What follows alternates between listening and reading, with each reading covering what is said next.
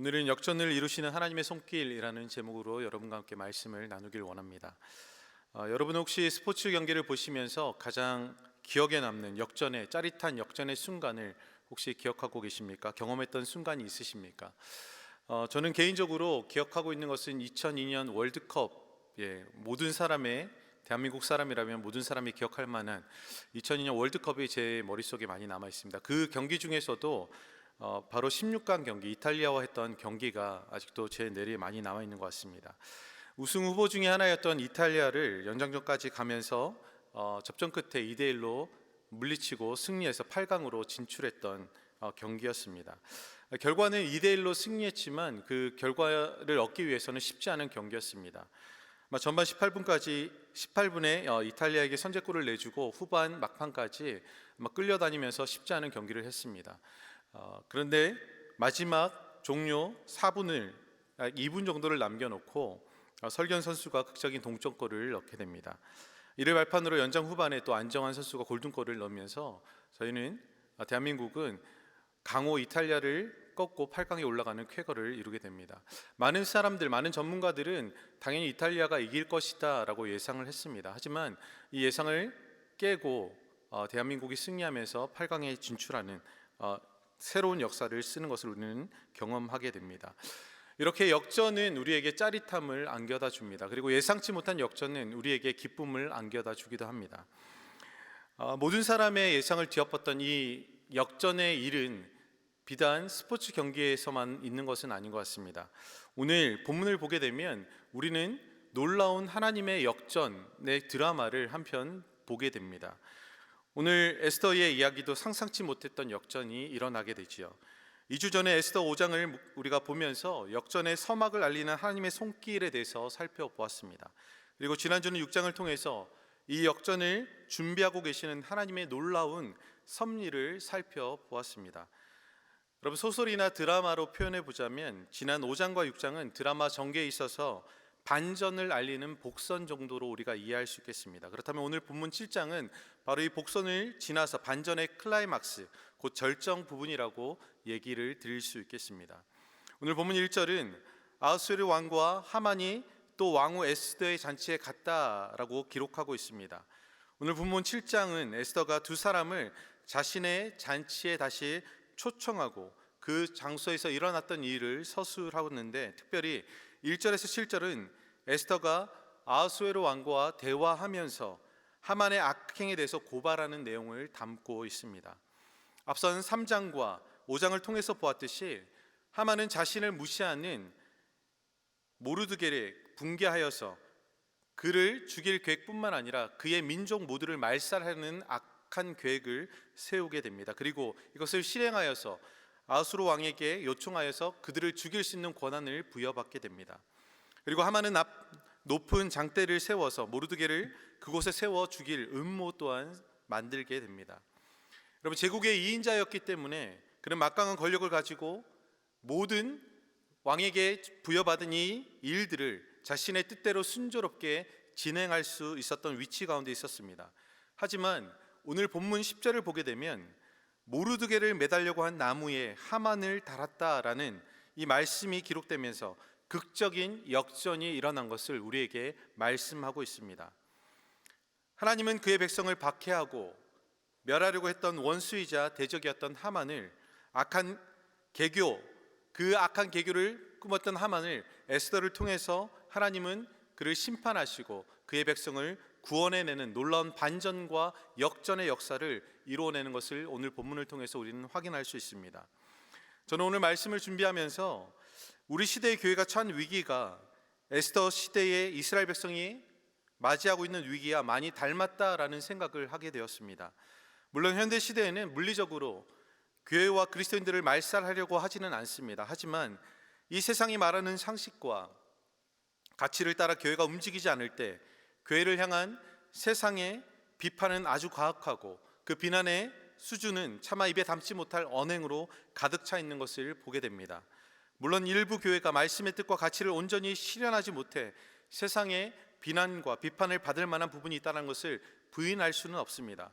하지만 마치 모든 교회와 성도가 비상식적이며 사회의 정의에 반하는 광신 집단인 것처럼 매도해서 비판하는 모습을 보면서 하만이 자신에게 무릎 꿇지 않는 모르드게로 인해 붕괴하면서 유다 백성들 모두의 생명을 위협하고 죽이려고 했던 그 악한 계획이 오늘에도 또 다른 모습으로 하나님의 백성에게, 그리스도의 몸된 교회에게 가해지고 있다라는 생각을 하게 되었습니다. 우리는 어쩌면 기독교의 위기, 교회의 위기의 시대를 살아가고 있는지도 모르겠습니다.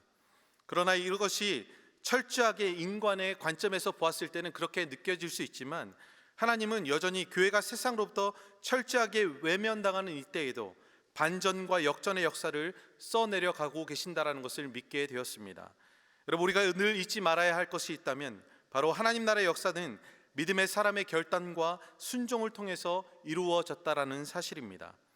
역전과 반전을 이뤄내고 있는 오늘 본문의 출발점이 되었던 것 또한 에스더의 죽으면 죽으리라는 일사각오의 믿음의 결단과 담대하게 순종했던 그녀의 행위를 통해서 이 역전의 토대가 마련되었던 것을 우리는 볼 수 있습니다. 먼저 오늘 본문에서 역전을 이루시는 하나님의 손길에 쓰임받았던 에스더의 모습을 살펴보고 세상의 조롱과 비방에 직면해 있는 교회의 위기 때에 우리가 무엇을 통해서 이 역전을 이뤄낼 수 있는지 함께 살펴보기를 원합니다. 오늘 본문 2절을 보게 되면 왕이 이 둘째 날 잔치에 술을 마실 때에 다시 에스더에게 물어 이르되 왕후 에스더여, 그대의 소청이 무엇이냐? 곧 허락하겠노라. 그대의 요구가 무엇이냐? 곧 나라의 절반이라도 할지라도 시행하겠노라 라고 왕이 에스더에게 말하는 것을 보게 됩니다. 여러분, 첫 번째 잔치에 초청을 받았을 때도 왕은 에스더에게 동일한 요청을 하라고 말하게 됩니다. 그것이 바로 5장 6절과 7절에 기록되어 있습니다. 그러나 에스더는 그때의 그 요구를 받아들이지 않고 다른 요청을 하게 되죠. 한 번 더 저의 잔치에 와 주십시오. 하만과 함께 와주는 것이 저의 청입니다 라고 얘기를 합니다. 여러분, 한편으로 생각하면 어떻게 보면 에스더가 너무나 힘들게 잡았던, 3일 동안 금식하고 기도하면서 잡았던 기회를 너무나 허무하게 놓치는 것처럼 보이기도 합니다. 만일 왕이 변심해서 그녀의 잔치에 다시 오지 않는다면, 그리고 그 왕이 다시 왔을 때 마음이 변해서 그녀에게 이것들을 요청하지 않는다면 아마 그녀가 기도했던 것, 그녀가 계획했던 모든 것이 물거품이 될 수도 있는 상황이었습니다. 하지만 에스더는 더욱더 신중하고 지혜롭게 이 일들을 진행하는 모습을 우리는 성경을 통해서 보게 됩니다. 성경 주석학자들은 5장에서의 왕의 말과 7장에서의 왕의 말에 미묘한 차이점이 있다라고 설명하고 있습니다. 여러분, 한글 성경에는 5장과 7장의 표현의 차이가 전혀 나타나 있지 않습니다.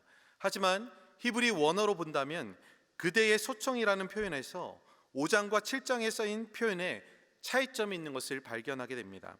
먼저 5장에 쓰인 그대의 소청이라는 부분을 직역하게 되면 너에게 무슨 일이 있느냐라는 질문이 됩니다. 이 말은 곧 무슨 문제가 있는가, 나에게 하고 싶은 말이 있는가, 무슨 소원이 있는가라는 광범위한 의미에서 그녀에게 무엇인가를 요구하라고 얘기하고 있는 것입니다. 하지만 7장에 쓰인 그대의 소청이라는 원어를 직역해 보면 너의 소원이 무엇이냐라는 뜻을 가지고 있게 되어서 조금 더 구체적인 요청이 무엇인지를 물어보는 것입니다.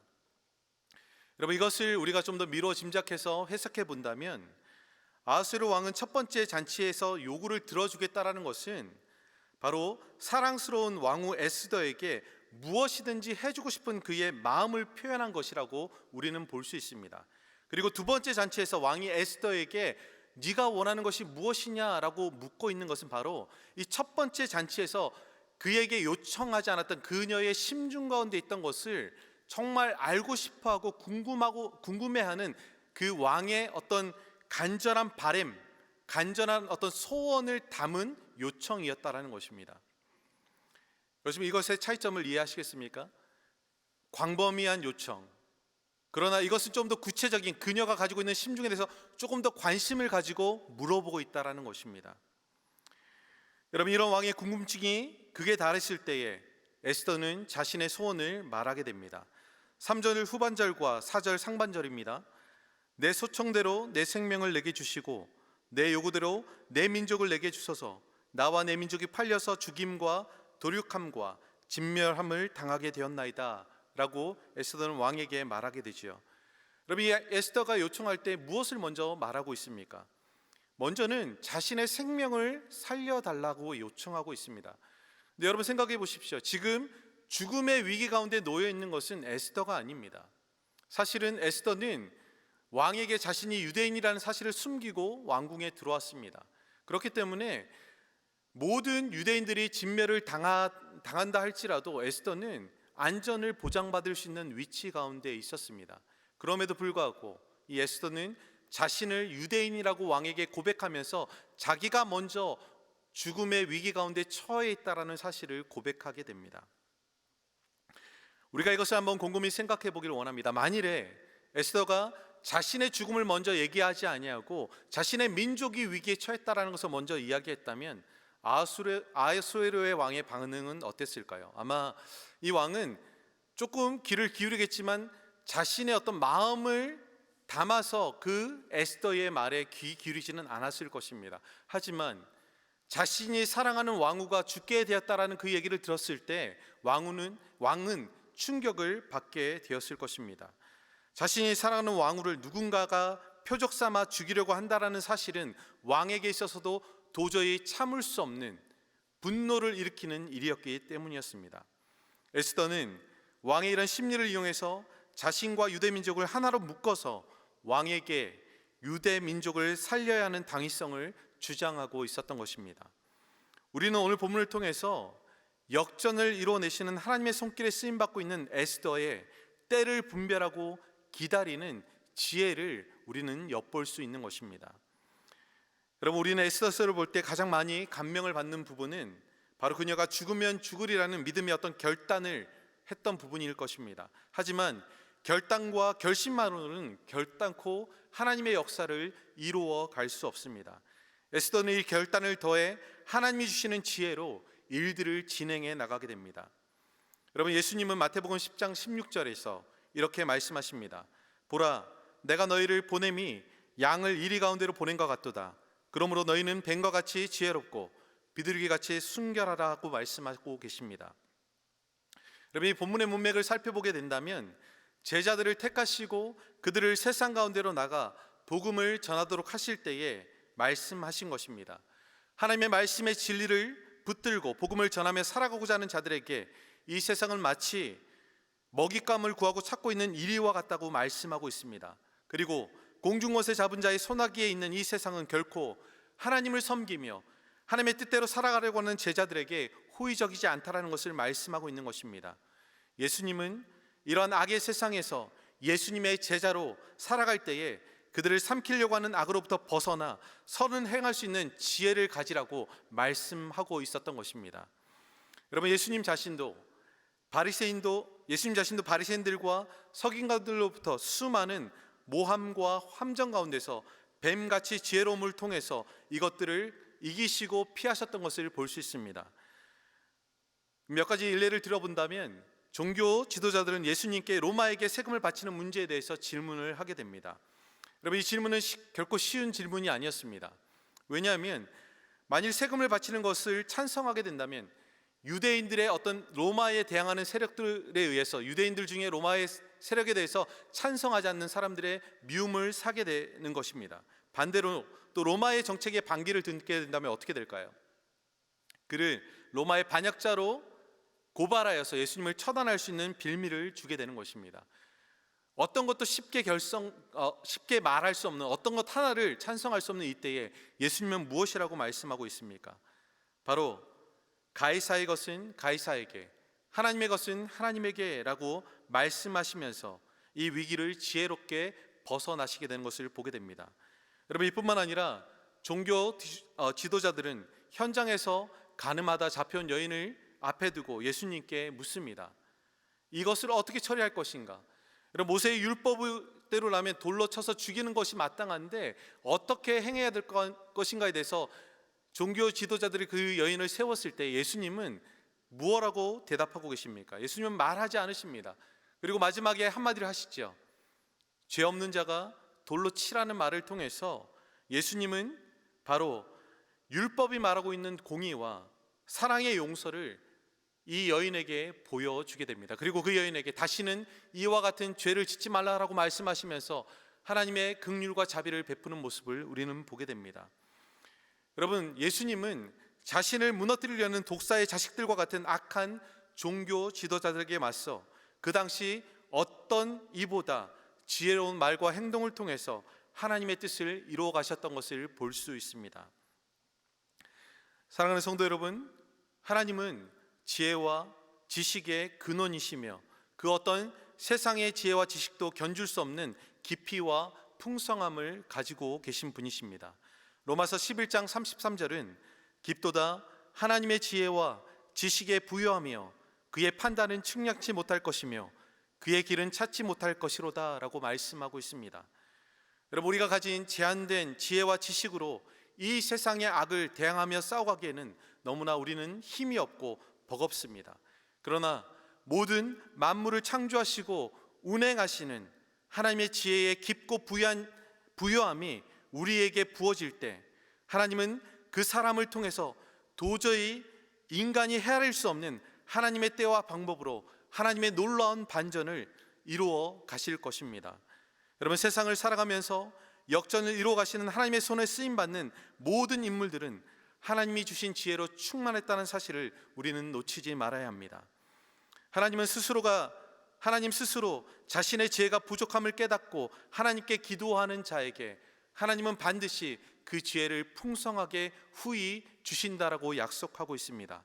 야고보서 1장 5절은 우리에게 이렇게 말씀하십니다. 너희 중에 누구든지 지혜가 부족하거든 모든 사람에게 후히 주시고 꾸짖지 아니하시는 하나님께 구하라. 그리하면 주시리라. 여러분, 어쩌면 에스더는 밤낮 3일 동안 먹지도 마시지도 않고 기도하면서 하나님께 나와 기도하면서 왕에게 나갈 수 있는 길을 열어주시도록 기도했을 뿐만 아니라 이 모든 것을 진행할 수 있는 하나님의 그 놀랍고 깊은 풍성한 지혜가 자신의 삶 안에 부어지기를 위해서 간절히 간구했는지도 모릅니다. 사랑하는 여러분, 우리 모두는 신앙의 위기, 교회의 위기의 시대를 살고 있습니다. 이때 우리는 더욱더 하나님의 지혜가 교회와 믿음의 사람들에게 부어지기를 위해서 기도해야 할 것입니다. 인간의 제한된 지혜와 지식으로 이 세상을 대항하지 않고 모든 지각에 뛰어나신 하나님의 지혜가 교회와 각 사람에게 부어져서 이 교회의 위기의 때에 하나님의 지혜로 역전을 이루어낼 수 있기를 간절히 기도해야 하는 것입니다. 또한 우리 각자의 삶에서도 만나게 되는 수많은 어려움과 위기 속에서도 하나님이 주시는 지혜를 구하고 얻어서 이 어려움의 위기를 역전케 하시는 하나님의 놀라운 손길을 경험할 수 있도록 우리 각자는 기도해야 합니다. 사랑하는 성도 여러분, 우리가 간절히 구할 때 하나님은 우리에게 부족한 지혜를 후히 주실 뿐만 아니라 이 지혜를 통해서 위기의 때를 기회의 때로, 절망의 때를 소망의 때로 변화시켜갈 힘과 믿음을 주실 것입니다. 이 믿음 안에 살아가는 저와 여러분의 삶이 될 수 있기를 주님의 이름으로 축원드립니다. 이어서 오늘 본문을 통해서 우리가 보아야 하는 중요한 사실이 또 하나 있습니다. 바로 악인은 반드시 하나님께 심판을 받는다라는 사실입니다. 오늘 본문 7절을 보게 되면 왕이 노하여 일어나서 잔치 자리를 떠나 왕궁 후원으로 들어가니 하만이 일어서서 왕후 에스더에게 생명을 구하니 이는 왕이 자기에게 벌을 내리기로 결심한 줄 알미더라 라고 말씀하고 있습니다. 이런 페르시아 제국의 2인자로서 큰 권력을 가졌던 이 하만이 이제는 왕후이자 유대인의 한 여인에게 목숨을 구걸하는 신세를 면하지 못하게 되었습니다. 여러분, 이 사실은 바로 그가 몰락하고 있다는 사실을 우리에게 보여주고 있습니다. 그 모습을 보았던 왕, 바로 에스더의 그 의자 위에 올라서서 에스더에게 간청하고 있는 그 모습을 보았던 왕은 하만이 자신의 왕후 에스더를 강간하는 것으로 착각하고 오해하고 크게 분노하게 됩니다. 이 일로 인해서 하만은 자신의 잘못을 소명하고 변명할 기회조차 가지지 못한 채 바로 왕이 호위하는 자들에 의해서 얼굴이 쌓이게 됩니다. 7절 말미에 나오는 무리가 얼굴을 쌌더라는 표현은 그 당시 고대 근동지방의 사형 집행을 위해서 예비 단계로 형장으로 끌려나가는 사형수에게 행했던 것이었습니다. 여러분, 그는 어떠한 변명의 기회도 얻지 못했습니다. 그리고 어떠한 재판도 받지 못한 채 그는 죽임을 당하게 된 것입니다. 그리고 이에 더해서 또 다른 역전의 사건이 우리에게 보여지게 됩니다.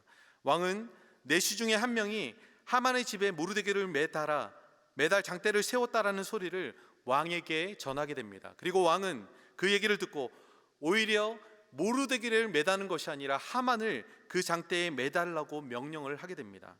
그리고 그가 장대에 매달린 후에 왕의 노가 그쳤다라고 10절은 우리에게 말씀하고 있습니다. 여러분, 이 잔치 전날만 해도 하만은 그 세상 어떤 사람보다 수많은 부와 권력을 가지고 있었던 사람이었습니다. 한 민족을 말살할 수 있는 권세를 가지고 있었던 사람, 왕의 금고에 큰 돈을 쾌척할 수 있는 부를 가지고 있었던 사람이 바로 하만이었습니다. 하지만 이 모든 것들은 하룻밤 사이에 물거품이 되어버렸습니다. 왜 그렇습니까? 하나님의 백성을 대적하고 멸하고자 하는 그의 악행 때문이었습니다. 하나님은 반드시 악인을 심판하십니다. 하나님이 함께하지 않는 사람의 형통함은 오히려 재앙에 가깝습니다. 창조주 하나님을 부인하고 오직 자신의 힘과 능력을 의지하여 자신의 성공을 이루었다고 생각하는 악인들에게는 하나님의 심판이 있기 때문입니다. 여러분, 인간에게 있어서 가장 큰 죄, 곧 악은 바로 하나님을 인정하지 않고 자신이 하나님의 자리에 앉아서 모든 것을 다스리고 심판하고자 하는 바로 오만함과 교만함입니다. 하만은 바로 그런 사람이었습니다. 자신의 부와 권력으로 하나님의 자리에 서서 한 민족을 심판하려고 했던 오만함을 가졌던 악한 사람이었던 것입니다. 하나님은 그의 악을 단호하게 심판하셨고 하나님을 의지하는 에스더의 기도를 통해서 유대 민족을 구원해 주셨습니다.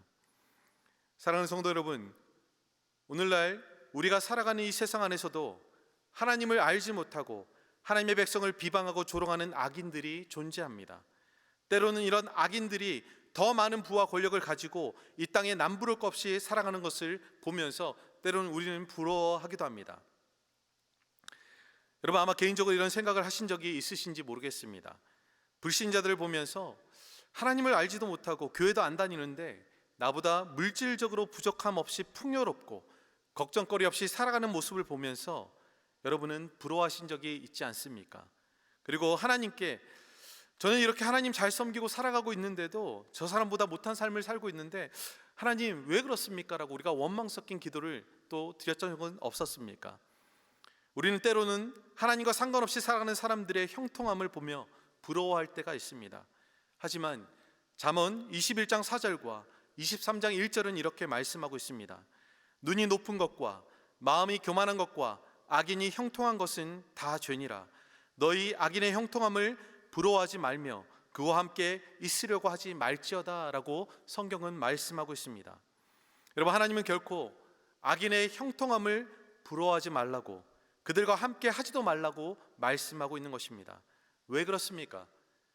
하나님을 떠나 이룩한 모든 악의 형통함은 다 죄에 기반한 것이기 때문입니다. 그리고 이 죄악을 기반으로 해서 형통했던 모든 것들은 하나님께 심판을 받게 됩니다.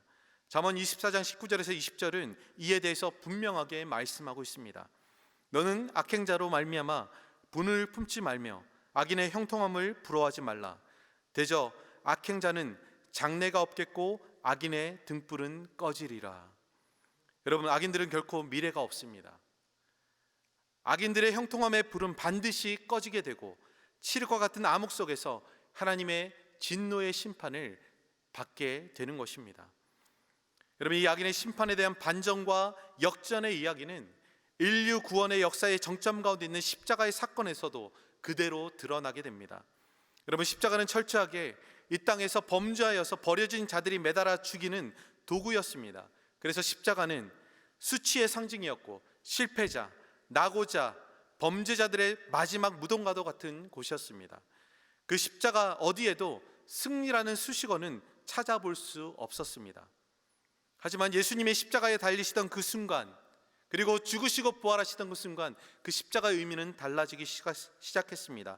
물론 예수님이 십자가에 달리시는 그 순간에는 종교 지도자들, 그리고 유대인들, 그리고 이방인이었던 로마 병사들로부터 조롱당하시고 일반 범죄자의 취급을 받으셨지만 예수님이 부활하시는 그때는 더 이상 이 십자가는 수치와 어떻게 보면 실패자, 낙오자, 범죄자들의 상징이 되지 않았습니다. 아마 예수님이 하나님의 아들로서 십자가 달리는 그 순간 사단 또한 예수님을 조롱하였을 것입니다. 네가 하나님의 아들이냐? 네가 하나님의 아들이면 그 십자가에서 내려오라고 예수님께 아마 조롱을 보냈을 것입니다. 그리고 예수님이 죽어가는 그 순간 사단은 내심 자신의 승리를 자축하면서 즐거워했을 것입니다. 그러나 예수님은 이 십자가 안에서 또 다른 역전, 반전을 이루어내셨습니다. 예수님이 이 십자가상에서 죽으심으로 말미암아 우리에게 쌓여있던 모든 죄와 사망의 굴레가 벗어지게 되었습니다. 그리고 예수님의 부활하심을 통해서 예수님은 더 이상 이 죄와 사망이 우리 삶 안에 역사하지 않도록 승리를 우리 삶 가운데 가져다 주셨습니다. 여러분, 이것은 분명한 역전이자 반전입니다. 죽음과 혐오의 십자가는 생명과 승리의 십자가로 변화된 것입니다. 여러분, 오늘을 살아가는 우리에게 여러 가지 어려움과 시련이 닥쳐올 수 있습니다. 때로는 악의 세력으로부터 고난과 어려움을 당할 수도 있을 것입니다. 하지만 여러분, 잊지 마십시오. 악은 결코 영원하지 않습니다. 십자가상에서 승리하신 예수님의 승리를 믿고 붙들며 살아가는 하나님의 백성에게 주님은 오늘도 놀라운 역전의 역사를 십자가 안에서 이루어가고 계십니다. 사랑하는 여러분, 말씀을 맺겠습니다. 우리는 오늘 본문을 통해서 하나님만을 의지하여 왕에게 나갔던 지혜로운 에스더와 자신의 힘을 믿고 살아가던 악한 하만의 인생의 극적인 반전을 보았습니다. 하나님은 에스더와 같이 그분을 의지하며 겸손히 나아오는 모든 자들에게 어떠한 절망적인 상황 가운데서도 구원의 은혜를 베푸시는 역전의 하나님이 되어 주십니다. 그리고 우리의 상황과 환경을 변화시켜 나가시는 놀라운 우리의 창조주 하나님이 되십니다.